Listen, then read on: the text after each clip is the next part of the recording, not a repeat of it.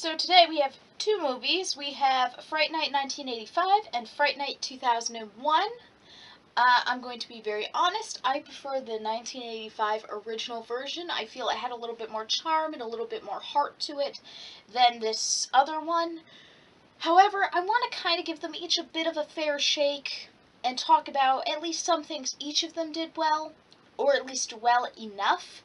Now, when I do that, I'm still going to be talking about the relationship between these two things, but for the most part, hopefully it'll be good enough. So the in general premise is that there is Charlie, Amy, and Evil, well, Edward. Those three characters work together towards vanquishing a vampire. Well, at least Charlie and Amy do. Mainly Charlie. You see, Charlie finds out that his next door neighbor is a vampire and he has to vanquish him in some respect. And they handle it in very different ways in both of these movies. So, in the first movie, the vampires, this point number one for the first movie, is the vampire is far more subtle, and Charlie slips more into a madness, or at least people perceive him as having more madness. The vampire is very subtle and sneaky and clever, more so than he is in this movie. This movie, he literally is just like, boom, bitch, I'm here, and he doesn't give a fuck. And I don't like that. He's very blatant with his hunting, he is very blatant with his attacks, he goes out of his way to attack civilians, he just kills almost indiscriminately, and it's frustrating, and I don't like that.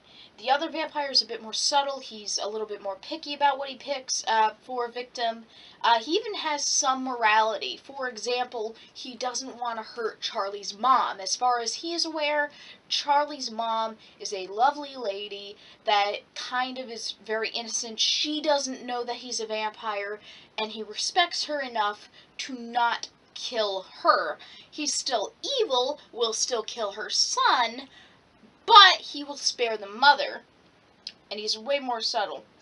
Charlie also slips more into a maddening, panicked state, more so than in this, because he's the only one who actually believes that the guy is a vampire. Now, yeah, you get a little bit of that in here, where he kind of goes around trying to convince people that he needs vampire knowledge and vampire help and things like that, but it's way better done in here, in my opinion.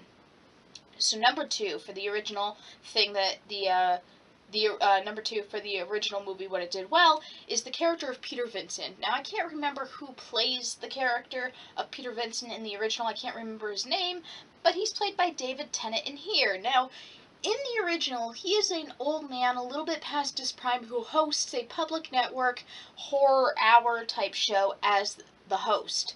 He was in a lot of vampire movies. Think of him kind of like a Christopher Lee, or better yet, a Vincent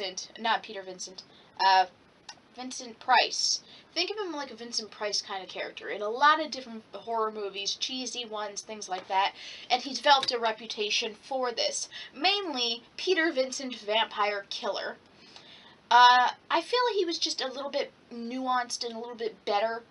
You see, in here, in the original, he's just this old man who is a struggling actor by this point. He's a little past his prime. He's not getting a lot of acting roles by this point. A lot of people are losing interest in his older films.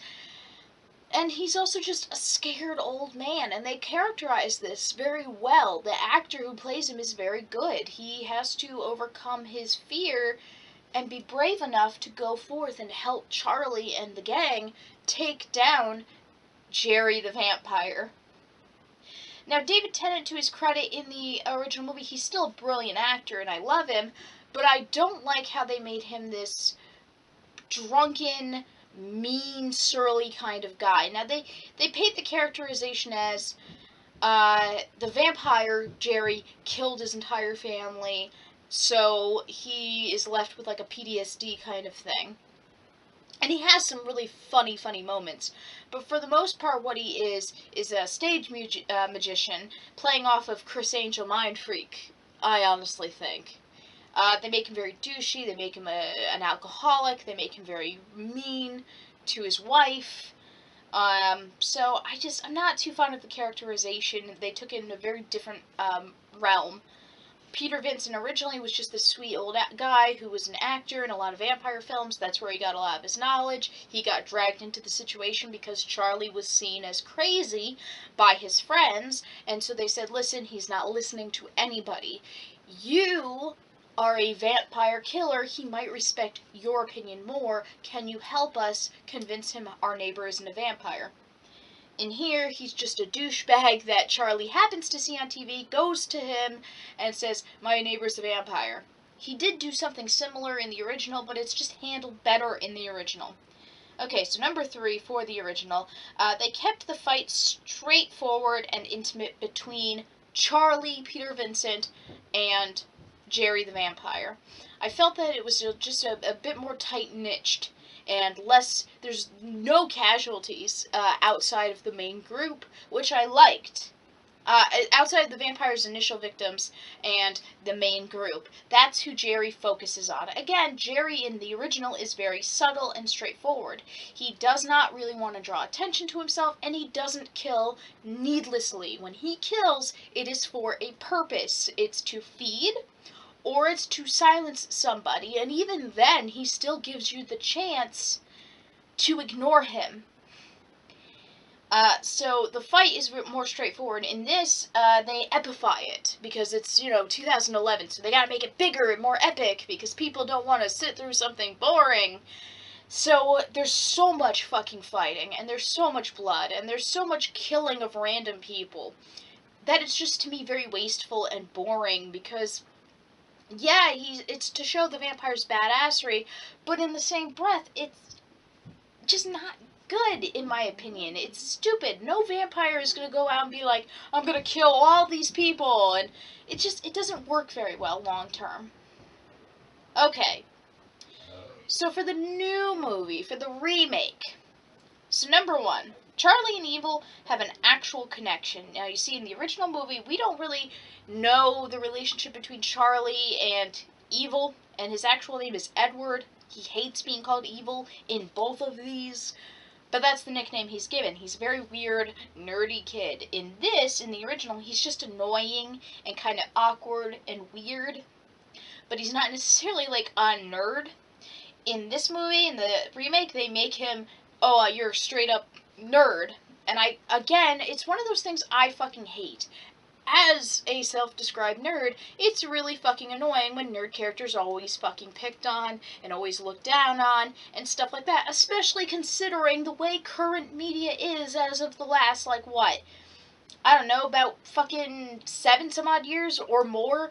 It's been going in the way of, like, sci-fi, fantasy, and a lot of action and nerd shit. So yeah, nerds are pretty commonplace and normal now. So in a movie that's in 2011, having a bunch of people being like, oh, you're a fucking nerd. I know I'm supposed to talk about the positives, but that still bothers me.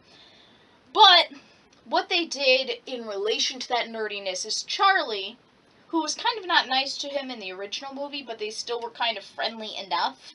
They were still friends. But in this remake, they make it that they were friends, and Charlie decided, I can't hang out with you because you're lame. You're a nerd. You're not cool anymore, so I've got to stop hanging out with you. So it makes Edward a little upset and have a vendetta against him, which comes into play later in the movie.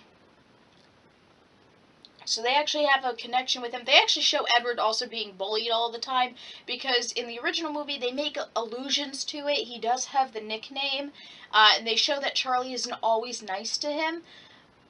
But they don't give a sense that he's, like, really being terrorized. In the remake, they actually show, no, he actually is being chased down and attacked and bullied and all kinds of shit. And Charlie is a douchebag to him. So that kind of built up their relationship a bit better and built up Edward's vendetta against them way better than the original. I will give them credit for that.